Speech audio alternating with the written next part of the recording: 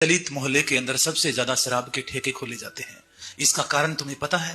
क्यों शराब के ठेके दलित मोहल्ले में खुलते हैं? वो इसलिए खोले जाते हैं कि दलित शराब पिए और पड़ा रहे, शराब पिए और पड़ा रहे, कोई काम ना करे, और काम नहीं करेगा तो गरीब गरीब ही रहेगा। सिर्फ सरकारें बनाने के लिए वोट का ठप्पा ही बनकर रहे, इससे ज्यादा उसको कोई ज्ञान नहीं होना चाहिए।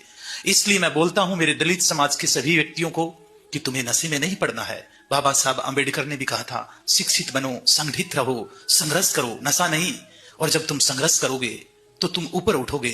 ऊपर उठने के लिए खुद में आदतें बनाए, अपने बच्चों में आदतें डाले। क्या आदतें डालें? बच्चों को सुबह जल्दी उठने की आदत डालो, सुबह सैर करने की आदत डालो, और सारे दिन सबसे ज्यादा दलित समाज को। और ये स्टेटमेंट ज़्यादा पुराना नहीं है। 1942 में डॉक्टर बी आर अम्बेडकर ने कहा था, एजुकेट, एजिटेट एंड ऑर्गेनाइज, और पढ़ो और दूसरों को पढ़ाओ और शिक्षित बनो और संगठित रहो।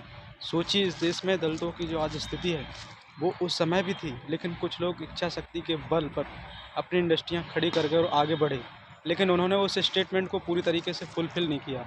वापस एजुकेट होकर, शिक्षित होकर अपने समाज की तरफ मुड़कर नहीं देखा। ऐसा आपको नहीं करना है।